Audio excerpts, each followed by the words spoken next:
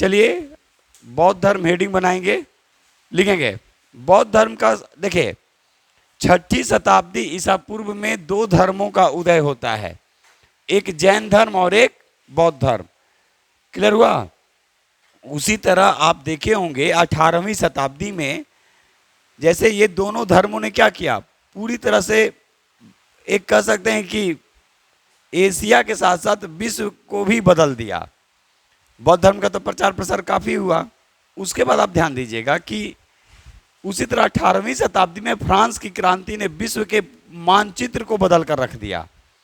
समानता, बंधुत्व, स्वतंत्रता, तो ये कहीं ना कहीं एक कनेक्टिविटी है।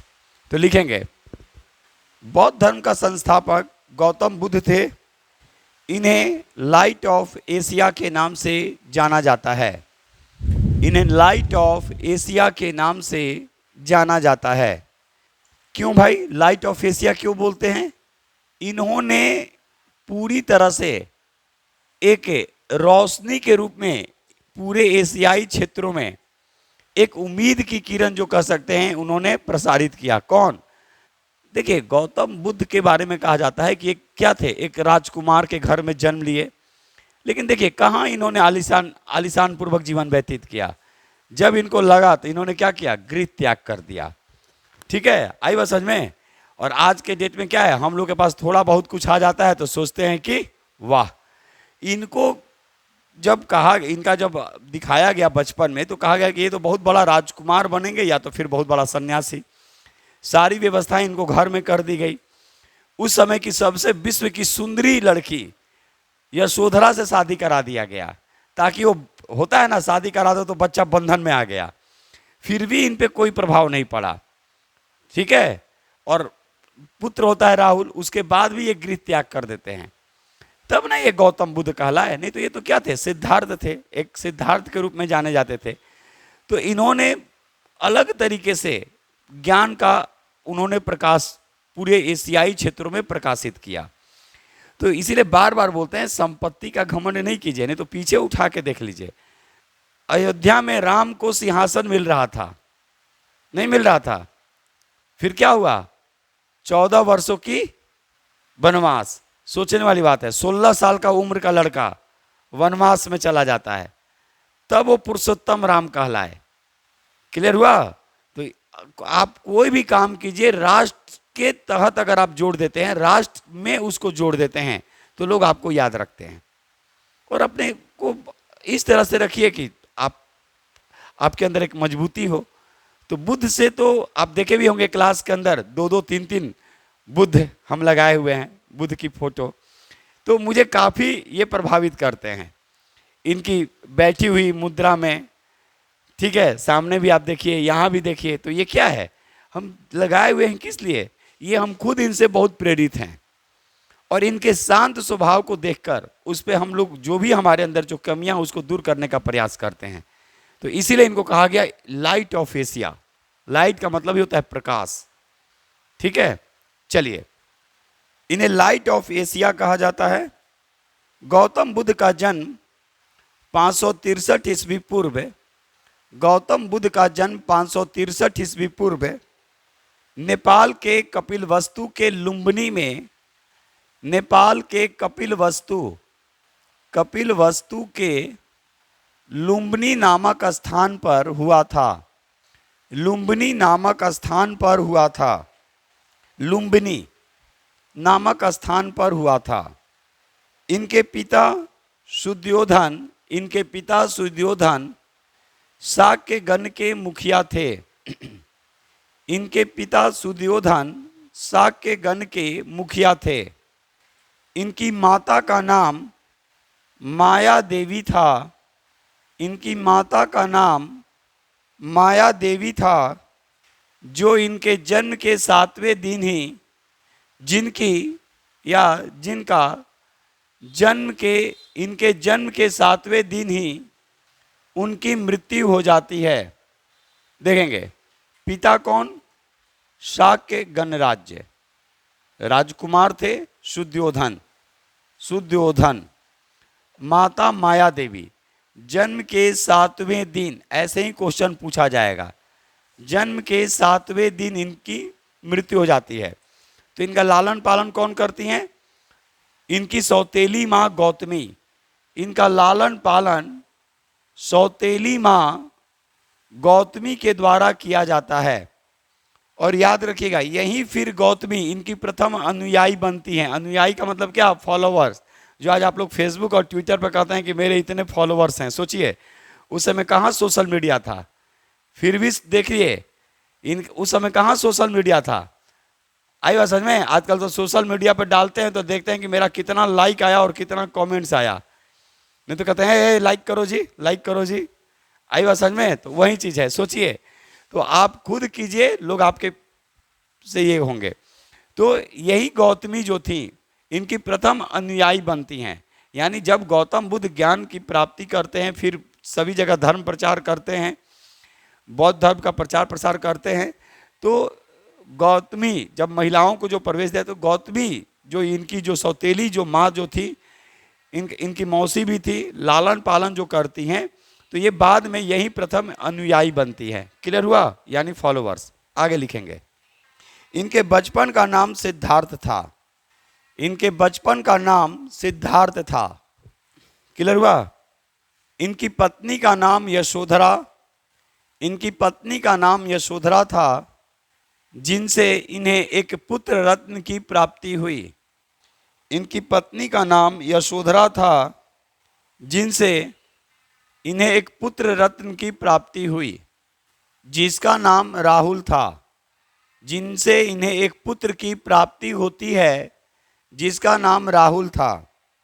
अब देखिए, अब भाई भाई की, अब तो पूरे विश्व की उस समय सबसे सुंदर जो कन्या थी उससे विवाह कराया गया। आज जैसा नहीं कि गए लिपा पोती कर लिए सुंदर बन गए, वैसा नहीं, ठीक है। और फिर सुबह में मुंह धोइए तो फिर वो नहीं। आजकल तो लड़का लोग भी क्या लगाता है जी? लिपस्टिक लगा के आता है, हेयर बैंड लगा के आता है। ये सब शौक आजकल बच्चों में भी। तो ये लड़कियों तो ठीक है, लड़के आजकल भी यही सब चीज।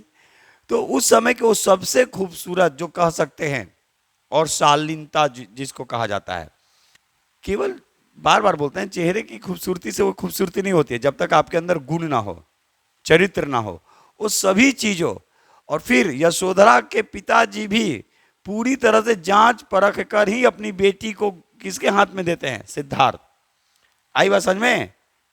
तो वही चीज कहा जाता है। ऐसे नहीं कि गए और एकदम राजकुमार हैं तो शादी कर लिए, ऐसा नहीं। उन्होंने भी पूरी तरह से जांचा परखा। सोचने वाली बात है।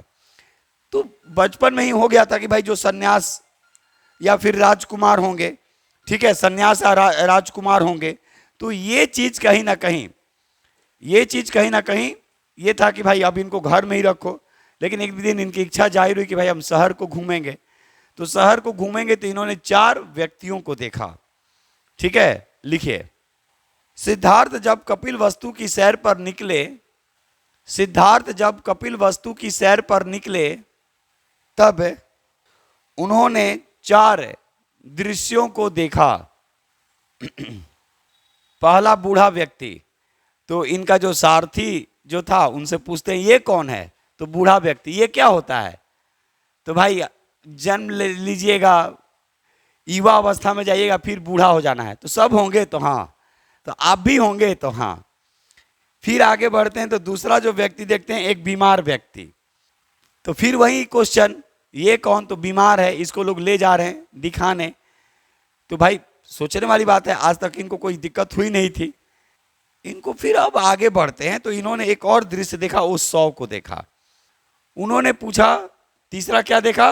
100। पहला बूढ़ा व्यक्ति, दूसरा बीमार व्यक्ति, तीसरा 100 लोग ले जा रहे थे। ये क्या है? तो ये अब चले गए कहाँ? तो वापस ये नहीं आएंगे। तो तुम भी जाओगे और हम भी? तो हाँ। अब इनके मन में ये चीज होने लगा कि भाई आखिर ये तो फिर दुनिया वही चीज है, ठीक है। आदमी जन्म लेगा, बड़ा होगा, फिर बूढ़ा होगा, बीमार पड़ेगा, फिर चला जाएगा।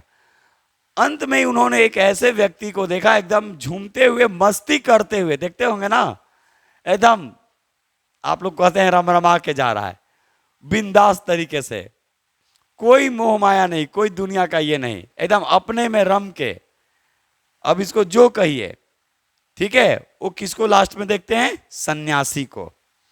उन्होंने पूछा ये क्या, तो इनको कोई मोह माया नहीं है, सभी चीजों को त्याग दिए हैं और एकदम ऊपर जो भी कहिए, भगवान कहिए, जो कहिए उसके लिए पूरी तरह से। तो इनको दुनियादारी से कोई मतलब नहीं। प्रभाव किसका पड़ा? सन्यासी का, कि यही सबसे खुश है, यानी सब तो यहीं रह जाएंगे। नहीं रह जाएंगे। जिस दिन आपकी आंखें बंद, उस दिन सब कुछ यहीं रह जाएगा, कर्म ही जाएगा। उन्होंने इसी चीज को अपनाया। तो अंत में किस व्यक्ति को देखते हैं? एक सन्यासी को देखते हैं। और सन्यासी को जैसे ही देखते हैं, इनके जीवन पर भी वही प्रभाव। तो फिर क्या सोचते हैं कि हम करप्शन करेंगे, लूट के रख लेंगे, चार पुसुत मेरा खाएगा। ये करने से कुछ नहीं होने वाला है। आप सीखिए, इतिहास आपको सिखाता है, ठीक है। बड़े बड़े योद्धा आए और हाथ खुले। सिकंदर जब गया तो क्या बोला? मेरा हाथ दोनों बाहर निकाल देना, ताकि दुनिया को पता चले कि सिकंदर भी गया तो क्या गया? खाली हाथ गया। क्लियर? तो कर्म आपके साथ जाते हैं। आप जैसा कर्म करेंगे वही आपके साथ पीठ पीछे जाएगा। अब गलत काम कीजिएगा तो लोग कहेगा चलो ठीक है, चला गया था, इतना करप्ट था कि समाजों को गंदा कर दिया था। होता है ना, वही चीज होता है। और अच्छा करके जाइएगा तो कहेगा अरे समाज ने एक अच्छे योद्धा को खो दिया। ये चीज होती है। तो बुद्ध के जीवन पे सन्यासी का प्रभाव पड़ा और बाद में फिर वो क्या करते हैं? गृह त्याग कर देते हैं ना। लिखिए, सांसारिक समस्याओं से व्यथित होकर गौतम बुद्ध यानी सिद्धार्थ 29 वर्ष की अवस्था में गृह त्याग कर देते हैं। सांसारिक समस्याओं से व्यथित होकर सिद्धार्थ 29 वर्ष की अवस्था में गृह त्याग कर देते हैं। हम अगर सिद्धार्थ के जगह अभी बोलते जाएं गौतम बुद्ध, तो सिद्धार्थ ही समझिएगा। वो तो ज्ञान की प्राप्ति के बाद गौतम बुद्ध कहलाए। क्लियर हुआ? गृह त्याग की घटना को बौद्ध धर्म में महाभिनिष्क्रमण कहा गया है। गृह त्याग की घटना को बौद्ध धर्म में महाभिनिष्क्रमण कहा गया है। गृह त्याग के बाद गौतम बुद्ध, गृह त्याग के बाद सिद्धार्थ कह सकते हैं, ब्रैकेट में गौतम बुद्ध आसान रहेगा समझने के लिए। सिद्धार्थ वैशाली के अलार कलाम के आश्रम में जाते हैं। तो आप तेजी से लिखिए आप लोग। वैशाली के अलार कलाम के आश्रम में जाते हैं, जहां पर उन्होंने सांख्य दर्शन की शिक्षा ग्रहण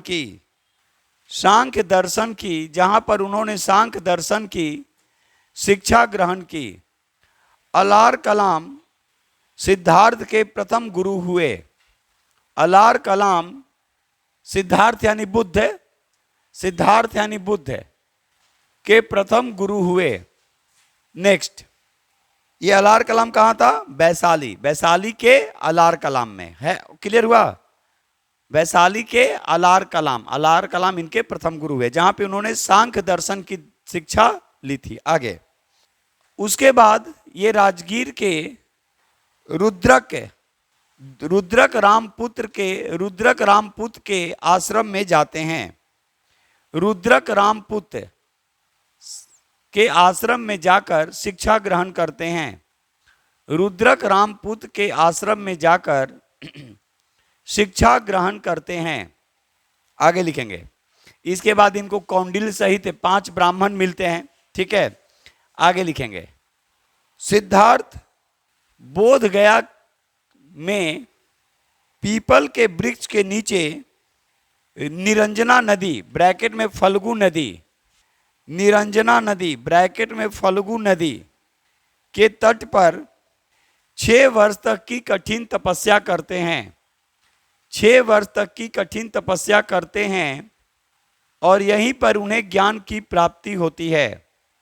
और यहीं पर उन्हें ज्ञान की प्राप्ति होती है। ज्ञान प्राप्ति के बाद ये बुद्ध कहलाए और वह स्थान बोध गया कहलाया। ज्ञान प्राप्ति के बाद ये बुद्ध कहलाए, अपलोड हो जाएगा, उसके बाद आप लोग देख लीजिएगा। थोड़ा सा तेजी नहीं लिखेंगे तो फिर तो दिक्कत आएगी। और वह स्थान बोध गया कहलाया।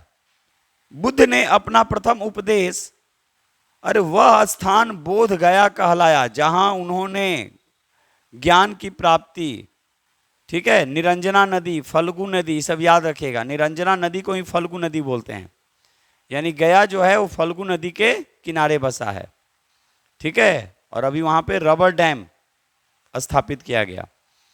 लिखेंगे, ज्ञान प्राप्ति के बाद बुद्ध ने अपना प्रथम उपदेश सारनाथ में दिए। बुद्ध ने अपना प्रथम उपदेश सारनाथ। ज्ञान प्राप्ति के बाद गौतम बुद्ध ने अपना प्रथम उपदेश सारनाथ में दिए, जबकि सर्वाधिक उपदेश इन्होंने श्रावस्ती में दिया था। जबकि सर्वाधिक उपदेश इन्होंने श्रावस्ती में दिया था। अब ध्यान से सुनेंगे, गृह त्याग की घटना को क्या बोला गया, अब सुनेंगे। प्रथम उपदेश को बौद्ध धर्म में धर्म चक्र परिवर्तन कहा गया। धर्म चक्र परिवर्तन कहा गया। धर्म चक्र परिवर्तन कहा गया। और सुनेंगे कहां पे प्रथम उपदेश दिए, सारनाथ में। कहां उपदेश दिए, सारनाथ। इसको ऋषि पत्तनम भी कहते हैं। इसको क्या बोलते हैं, ऋषि पत्तनम। अच्छा, ज्ञान की प्राप्ति कहां हुई, बोध गया। कौन सा नदी, क्लियर हुआ, निरंजना यानी फल्गु नदी। कोई दिक्कत है, ज्ञान प्राप्ति के बाद सिद्धार्थ क्या कहलाए, बुद्ध कहलाए, यानी गौतम बुद्ध कहलाए। वह स्थान क्या कहलाया, बोध गया। वह स्थान क्या कहलाया, बोध गया। बुद्ध को ज्ञान की प्राप्ति के बाद उन्होंने प्रथम उपदेश कहां दिया, सारनाथ में, यानी ऋषि पत्तनम में। सर्वाधिक उपदेश कहां दिए, श्रावस्ती। सर्वाधिक अगर उपदेश पूछेगा तो श्रावस्ती। बौद्ध धर्म में जो क्या कहा गया, प्रथम उपदेश जो इन्होंने दिया है, बुद्ध ने जो अपना प्रथम उपदेश जो दिया, उसको बौद्ध धर्म में क्या कहा गया, धर्म चक्र परिवर्तन। क्लियर हुआ। और गृह त्याग की घटना को, क्लियर हुआ, ये याद रखना है। चलिए आगे। बुद्ध ने अपना सर्वाधिक उपदेश पाली भाषा में दिया, यानी अब सुनेंगे और सुने, बौद्ध धर्म की भाषा क्या बनी, बौद्ध धर्म की भाषा क्या बनी, अभी ना बोले, पाली, ठीक है। बुद्ध ने अपना सर्वाधिक उपदेश पाली भाषा में दिए। बुद्ध ने अपना सर्वाधिक उपदेश पाली भाषा में दिए, ठीक है। और सर्वाधिक उपदेश कहां दिए, ये किसकी राजधानी थी, कोसल। जो 16 महाजनपद था ना, उसमें एक क्षेत्र था कौन, कोसल या कौशल, ठीक है। तो कोसल देश की राजधानी कहां, श्रावस्ती। ये 16 महाजनपद याद रखेगा, सुनेंगे। 16 महाजनपदों की जानकारी भी जो मिलती है बौद्ध धर्म के अंगुत्तर निकाय से मिलती है। बौद्ध धर्म के अंगुत्तर निकाय से मिलती है, तो उसको अलग से पढ़ा देंगे, लिखेंगे आगे। गौतम बुद्ध के प्रमुख अनुयायी शासक थे, जो मगध राजवंश पढ़ाए थे ना, तो मगध राजवंश और गौतम बुद्ध और जैन धर्म, यानी बुद्ध और जैन, बौद्ध और जैन, ये समकालीन हुआ करते थे, ठीक है। तो बुद्ध के समकालीन जो शासक थे वो लिखेंगे बिंबिसार। बिंबिसार अनुयायी यानी इनके फॉलोवर। ऐसे समकालीन कहेंगे तो अजात शत्रु भी आएगा, लेकिन वो जैन धर्म को मानता था तो उसका नाम नहीं लिखेंगे। बिंबिसार, प्रसेनजीत, प्रसेनजीत, बिंबिसार, प्रसेनजीत और उदयन। उदयन आगे लिखेंगे। बौद्ध धर्म में महिलाओं का प्रवेश वर्जित था। बौद्ध धर्म में महिलाओं का प्रवेश वर्जित था, लेकिन अपने प्रिय शिष्य आनंद के अनुरोध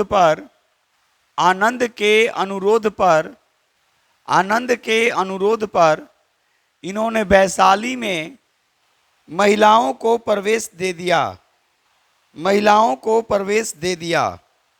बौद्ध धर्म में सम्मिलित होने के लिए न्यूनतम आयु, बौद्ध धर्म में सम्मिलित होने के लिए न्यूनतम आयु 15 वर्ष थी, न्यूनतम आयु 15 वर्ष थी। बौद्ध धर्म में प्रविष्टि होने को, बौद्ध धर्म में प्रविष्टि, बौद्ध धर्म में प्रविष्टि होने को उपसंपदा कहा गया या उपसंपदा कहा जाता था, उपसंपदा कहा जाता था। बौद्ध धर्म के त्रिरत्न थे, बौद्ध धर्म के त्रिरत्न थे, बुद्ध कौमा धम्म और संघ, बुद्ध धम्म और संघ, बुद्ध धम्म और संघ। अब सुनेंगे, बुद्ध का मतलब ज्ञान, धम्म का मतलब नैतिक आचरण और संघ यानी संगठन, संघ यानी संगठन। क्लियर? इस चीज को याद रखिएगा। आगे, विश्व दुखों से भरा है, यह उपनिषद से लिया गया था, उपनिषद से लिया गया। आगे, गौतम बुद्ध की मृत्यु 80 वर्ष की उम्र में, गौतम बुद्ध की मृत्यु 80 वर्ष की उम्र में 483 ईस्वी पूर्व, 483 483 ईस्वी पूर्व उत्तर प्रदेश के कुशीनगर या कुशीनारा में हो गया, उत्तर प्रदेश के कुशीनारा में हो गया। आगे, ऐसा माना जाता है कि बुद्ध का जन्म कौमा, बुद्ध का जन्म कौमा ज्ञान की प्राप्ति, ज्ञान की प्राप्ति और मृत्यु, और मृत्यु ये तीनों पूर्णिमा के दिन हुआ था, यानी बुद्ध पूर्णिमा के दिन हुआ था। इसीलिए हम लोग मनाते हैं बुद्ध पूर्णिमा, पूर्णिमा के दिन हुआ था। आगे, बुद्ध की मृत्यु को बौद्ध धर्म में, बुद्ध की मृत्यु को बौद्ध धर्म में महापरिनिर्वाण कहा गया, महापरिनिर्वाण, महापरिनिर्वाण कहा गया। क्लियर हुआ? कहा गया दीपों का बुझ जाना, यानी क्या हुआ? प्रकाश की समाप्ति। ठीक है, इस चीज को ध्यान रखिएगा। अब सुनिएगा, आपसे क्वेश्चन पूछेगा, गृह त्याग की घटना को क्या कहा गया?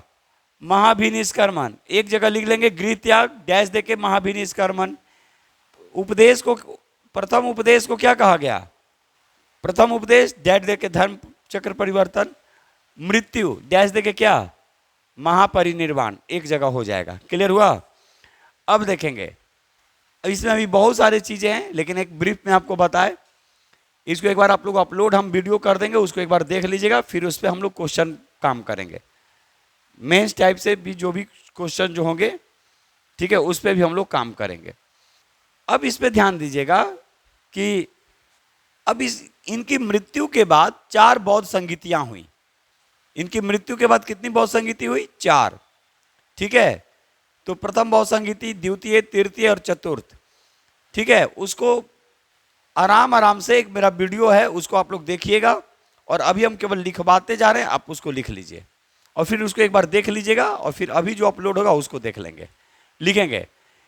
इनकी मृत्यु के बाद 4 बौद्ध संगीतियां हुई, 4 बौद्ध संगीतियां हुई। एक फार्मूला बस याद रखिएगा, जो शासक जो लोग थे इनकी बौद्ध संगीति में, आज का अशोक। क्या याद रखेंगे? आज का अशोक। तो देखेंगे, प्रथम बौद्ध संगीति, प्रथम बौद्ध संगीति कहाँ हुआ? राजगीर में हुआ। अध्यक्षता कौन किया? अध्यक्षता कौन किया? महाकश्यप। शासक कौन था? अजातशत्रु। शासक कौन था? अजातशत्रु। और यहीं पर सूत पिटक और विनय पिटक की रचना होती है। सूत पिटक और विनय पिटक की रचना होती है।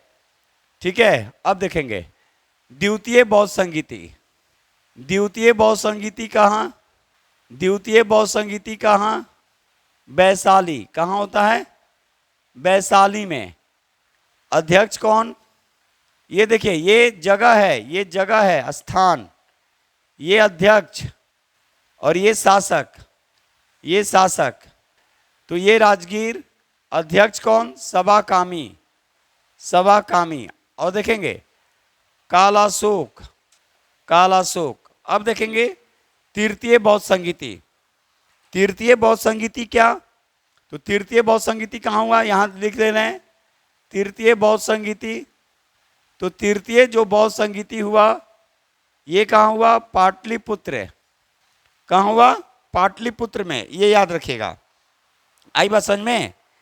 अब देखेंगे अध्यक्ष कौन रहा? मोगलीपुत्र तीस्त, मोगलीपुत्र तीस्त, ठीक है। शासक कौन था? अशोक। शासक कौन था? अशोक। और इस बौद्ध संगीति में क्या हुआ? अभिधम्म पिटक की रचना, अभिधम्म पिटक की रचना हुई। अब एक रहा चतुर्थ बौद्ध संगीति। अब देखेंगे चतुर्थ बौद्ध संगीति काफी महत्वपूर्ण है। ये तीनों जो बौद्ध संगीति हुआ, ऊपर में जो तीनों जो बौद्ध संगीति जो हुआ ये बिहार में हुआ। देखिए राजगीर कहाँ है? बिहार। यहाँ पहले आप लोग देखिए राजगीर कहाँ है? बिहार। उसके बाद वैशाली कहाँ है? बिहार में, विश्व का पहला गणतंत्र। और पाटलिपुत्र कहाँ है? बिहार में। क्लियर हुआ? अब यहाँ देखेंगे चतुर्थ बौद्ध संगीति। अब उस समय कहाँ हुआ चतुर्थ बौद्ध संगीति? तो कुंडलवन। ये कुंडलवन कहाँ है? ये कुंडलवन कहाँ था? कश्मीर में। ये कुंडलवन कहाँ था? कश्मीर में। क्लियर हुआ? अब देखेंगे शासक कौन था? तो कनिष्क। क से कनिष्क, क से कुंडलवन। यहां पहले देखिए आप लोग बोर्ड पे। उसके बाद देखेंगे अध्यक्ष कौन था? ठीक है, शासक था कनिष्क। अध्यक्ष कौन था? वसुमित्र। अध्यक्ष कौन था? वसुमित्र। ये कौन था? अध्यक्ष था। और उपाध्यक्ष कौन बना? अश्वघोष। अश्वघोष क्या था? उपाध्यक्ष था। किसके? चतुर्थ बौद्ध संगीति। तो चतुर्थ बौद्ध संगीति कहाँ हुई? कुंडलवन। चतुर्थ बौद्ध संगीति कहाँ हुई? कुंडलवन में। किसके शासनकाल में? कनिष्क के शासनकाल में। बिहार से बाहर पहला बौद्ध संगीति कहाँ हुआ? कुंडलवन। क्लियर हुआ? ये तीनों बिहार में, ये बिहार से बाहर हुआ। अध्यक्ष कौन था? वसुमित्र। उपाध्यक्ष कौन था? अश्वघोष। अब सुनेंगे ये चतुर्थ बौद्ध संगीति में बौद्ध धर्म दो भागों में बट गया, हीनयान और महायान। हीनयान और महायान। क्लियर हुआ? हीनयान और महायान। अब मेरी बात को ध्यान से सुनेंगे। याद करने का तरीका क्या है? देखेंगे शासक कौन रहा? अजातशत्रु। शासक कौन रहा? कालाशोक। शासक कौन रहा? अशोक। शासक कौन रहा? कनिष्क। तो इसको याद कीजिएगा, आज का अशोक, आज का अशोक। आज का अशोक का मतलब क्या हुआ? अजातशत्रु प्रथम बौद्ध संगीति, कालाशोक द्वितीय बौद्ध संगीति, अशोक तृतीय बौद्ध संगीति और कनिष्क चतुर्थ बौद्ध संगीति। क्लियर हुआ? तो ये रहा बौद्ध धर्म, हम आपके सामने रखे। आराम से इसको एक बार फिर से पढ़ लीजिएगा। इस पे अभी हम लोग क्वेश्चन बात करेंगे। पिछले कई सालों से जो क्वेश्चन आया है उस पे हम लोग बात करेंगे, कैसे ऑब्जेक्टिव भी पूछता है और कैसे सब्जेक्टिव भी पूछे जाते हैं। ठीक है।